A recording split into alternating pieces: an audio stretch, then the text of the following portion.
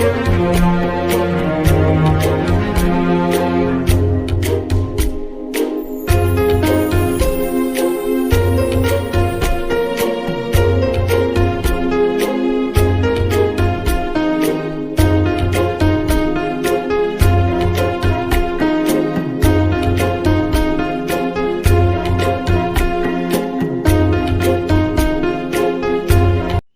Friends, welcome to செல்வியின் சமையல்.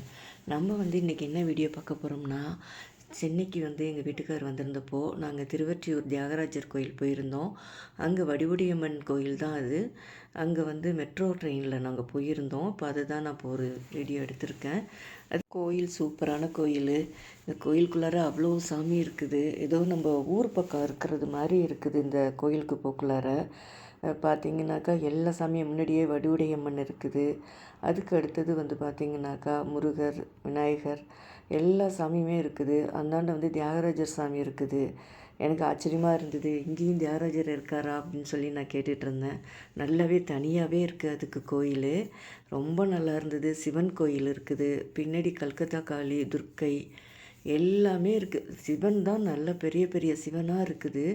நாங்கள் எல்லா இடத்துக்கும் போய் நல்லா உட்காந்து சாமி கும்பிட்டோம். நானும் என் வீட்டுக்காரர் தான் போயிருந்தோம். ரொம்ப மனசே ஏதோ நம்ம ஊர் பக்கம் போனது மாதிரி ஒரு ஃபீலிங்கே இருந்துச்சு. என்னோடய வீட்டுக்கார் 79 இந்த திருவொற்றியூர் ஊரில் தான் கார்பரண்டத்தில் ஃபஸ்ட்டு சேர்ந்தேன்னு சொன்னார். அந்த கம்பெனியும் ஒரு தடவை காமிச்சாங்க. அப்போயே இந்த கோயிலுக்கு தான் அடிக்கடி வருவாங்கன்னு சொல்லி சொன்னாங்க. இந்த கோயில் பார்க்கக்குள்ளார திரும்ப திரும்ப வரணுங்கிற மாதிரி ஒரு மனசுக்கு ஒரு சில இடங்கள் பார்க்கக்குள்ள நமக்கு அதுமாரி தோணும். அது மாதிரி தான் இப்போ எனக்கு இருந்தது. நல்ல காற்று, சரியான காற்றும் அடிச்சுது. அங்கேயே கொஞ்சம் நேரம் உக்காந்துட்டோம். இவர் பழைய நினைவுகளில் அந்த பழைய கதை எல்லாத்தையும் சொல்லிகிட்டு இருந்தார். நிறைய விஷயங்கள் பழைய இதெல்லாம் நம்மளால மறக்க முடியாது, எதுவுமே மறந்தும் போகாது. கொஞ்சம் ஃபோட்டோஸ்லாம் எடுத்துகிட்டு அப்புறம் நாங்கள் அங்கேருந்து கிளம்பிட்டோம். நெக்ஸ்ட்டு பார்த்திங்கன்னா ஒரு பிரண்டை பொடி நான் செஞ்சுருக்கேன்.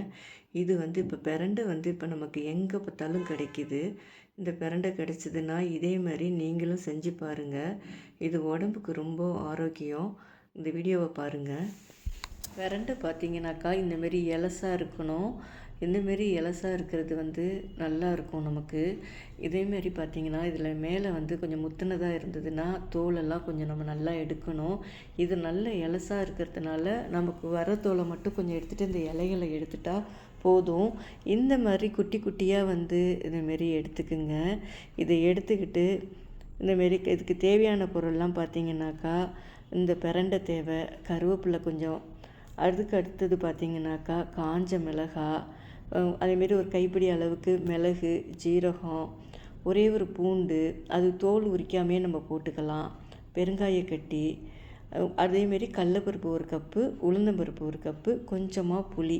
நம்ம அரைக்கக்குள்ளார பார்த்திங்கனாக்கா கொஞ்சம் உப்பு போட்டு அரைக்கணும். இதுதான் இதோடது. பாக்கி இது எல்லாமே இப்போ நம்ம பொன்னிறமாக வறுத்து நம்ம ஒரு தட்டில் கொட்டிட வேண்டியதான். இது எல்லாத்தையுமே கொஞ்சம் நல்லெண்ணெய் கொஞ்சோண்டு ஊற்றிட்டு ஃபஸ்ட்டு அந்த பிரண்டையை போட்டு ஃபஸ்ட்டு நம்ம வறுத்து எடுத்துடணும். எடுத்த பிறகு அதே எண்ணெயிலே நம்ம ஒன்று ஒன்றா போட்டு இப்போ நம்ம வறுத்து எடுக்க வேண்டியதான். இப்போ வீடியோவை பாருங்கள்.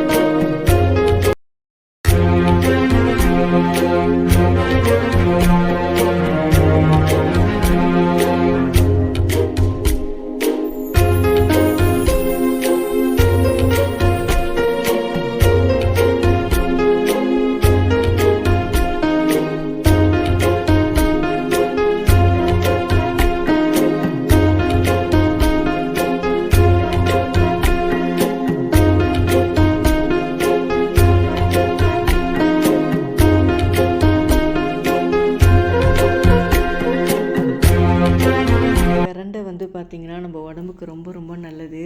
இதோட பலன்லாம் வந்து பார்த்திங்கன்னா அவ்வளவு இருக்குது. நிறைய பெனிஃபிட் இருக்குது. நமக்கு காலில் இருக்கிற அந்த மூட்டு வலி வர்றது, அதே மாதிரி பார்த்திங்கன்னா கை கால் வலி வர்றதுக்கும், அதேமாரி நம்ம உடம்பு வலி எதாக இருந்தாலுமே இந்த பிரண்டை பொடி போட்டு நம்ம சாப்பிட்டாக்கா மெயினாக வந்து நமக்கு மூட்டு தான் அதுக்கு வந்து ரொம்ப ரொம்ப நல்லா இருக்குது. இப்போ இது தொடர்ந்து நம்ம இப்போ சாப்பிட்டு வரதுனால தினம் வந்து பார்த்திங்கனாக்கா ஒரு ஸ்பூன் வந்து இப்போ நம்ம வெள்ளை சாதத்தில் போட்டு கொஞ்சம் நல்லெண்ணெய்யோ நெய்யோ போட்டு நம்ம சாப்பிட்டோம்னாக்கா ரொம்ப சூப்பராக இருக்கும். அதே மாதிரி இந்த பிரண்டை வந்து தொக்கு செய்யலாம்.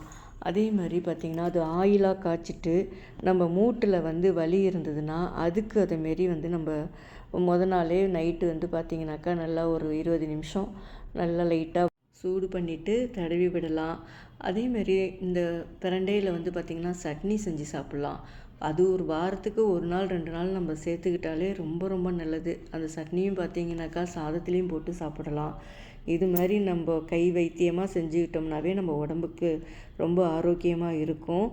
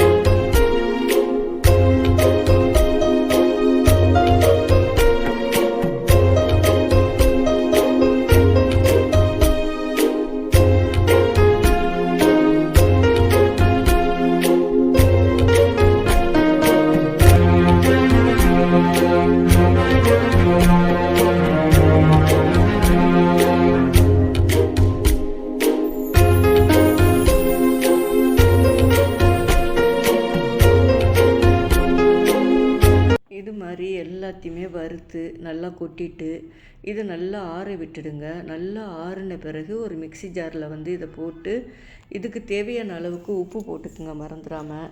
அதேமாரி இந்த பூண்டும் பார்த்திங்கன்னா தோலெல்லாம் நான் எடுக்கலை, அப்படியே தான் போட்டிருக்கேன்.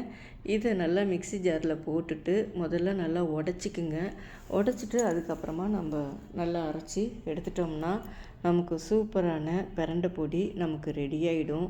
இது உண்மையிலே வந்து பார்த்திங்கன்னா இது நம்ம கொஞ்சம் செய்கிறது கொஞ்சம் கஷ்டம்.